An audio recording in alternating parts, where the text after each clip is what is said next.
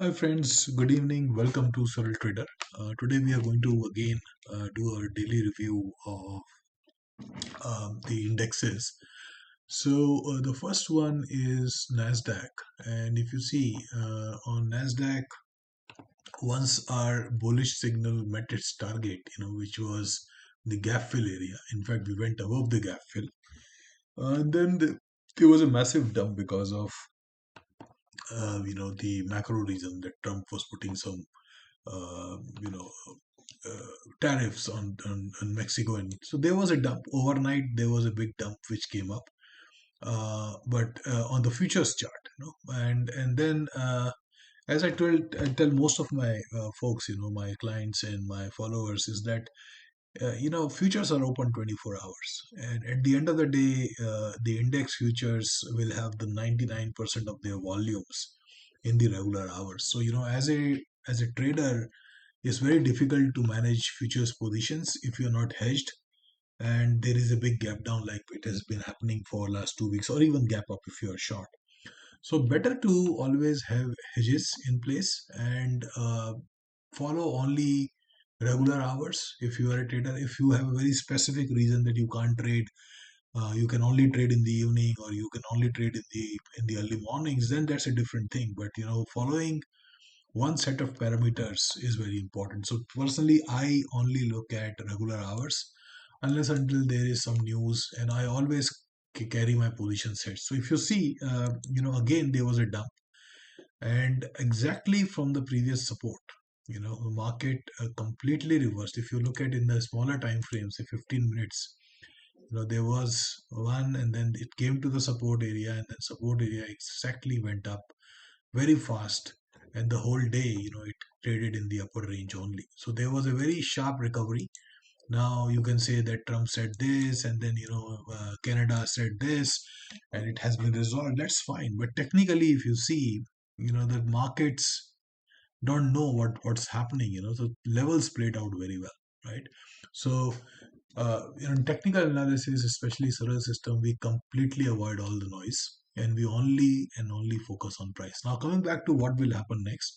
Now, again, as I said, that we will be looking only for long positions. So this level is now a ceiling 511, 511, and then if it goes below this entire zone of 511 to 506 is going to be a very strong support area, which can, and then this red line, which is 504, is basically very strong support areas. Only look for long opportunities. We have ended the day on Nasdaq with a buy opportunity, but let's see, it's a red candle, so it can hover around in this area for a while. It can even go further low, but my view is as long as we are above 505, 504, we are only looking for long opportunities. That's the risk reward for being long is good. If you look at this, just look at the futures chart, that will be very clear. So futures also I put the regular hours only. So let's look at the small cap index now.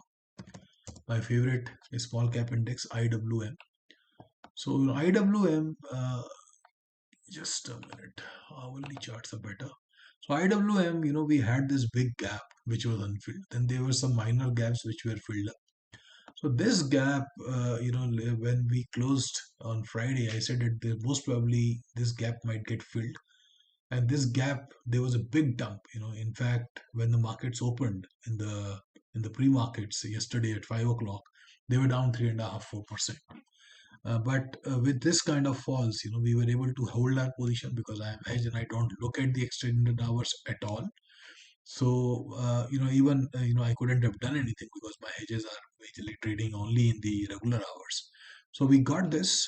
We came very close to the gap fill area. Probably only 1 point difference is left, and we had a very sharp recovery. If you look at the smaller time frame chart, like 5 minutes, you had this candle. When it was formed, this one. Sorry, so this candle, after that, this low was not breached. We didn't close below the. Maybe there was a one close here, but then there was a very sharp recovery, and the whole day we traded up. Now, what has happened macro-wise, I don't know. But then technically, things have held.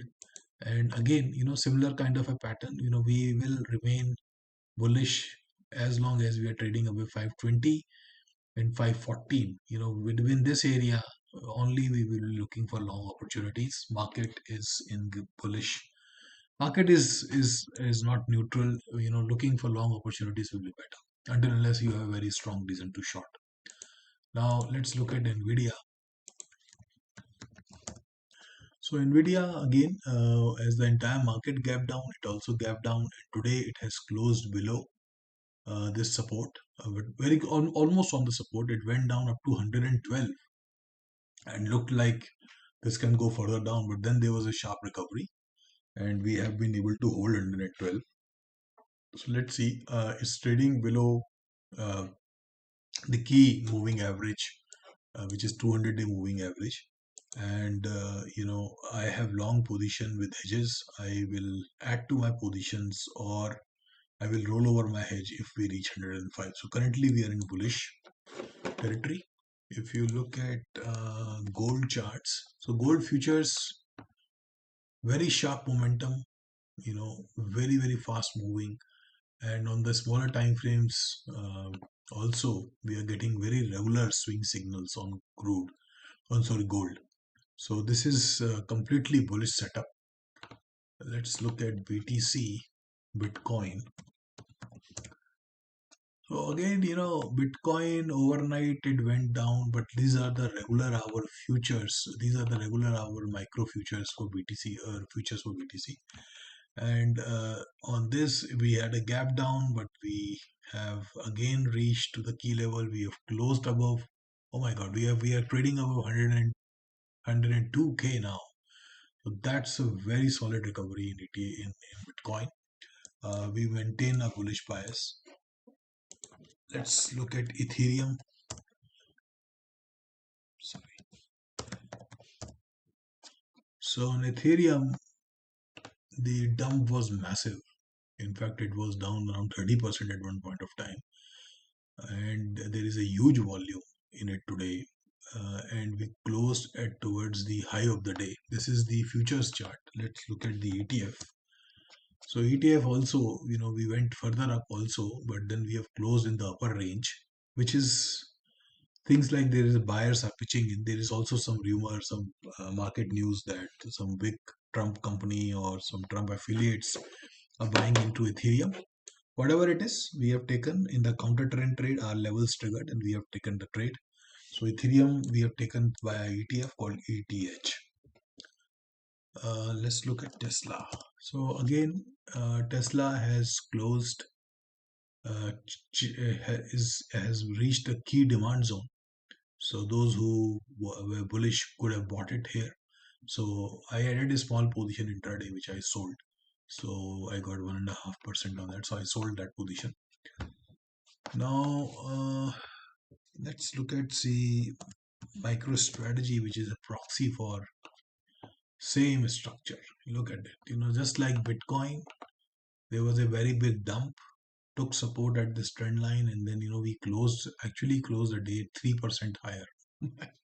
Crazy. I mean, this kind of volatility is almost impossible to manage for somebody who's regularly trading. For traders, it's very good that you trade only large caps which are less volatile, or you trade futures, index futures, or maybe some commodity futures. Stocks specific risk can be so much, and just because probably it was gapping 10% down, people lose patience, people lose their sleep. It's not worth it. So better that you trade index futures with hedges, or even if you're trading stocks, trade them positional with hedges, or trade only large cap stocks. So what can happen to Coca-Cola, or for example Verizon, or Apple, or Google, or Nvidia?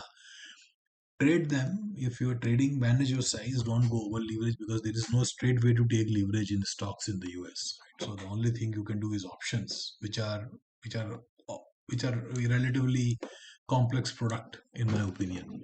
So that's update. If you have any other questions, let me know. Any stocks you want me to cover, let me know. Thank you. Bye.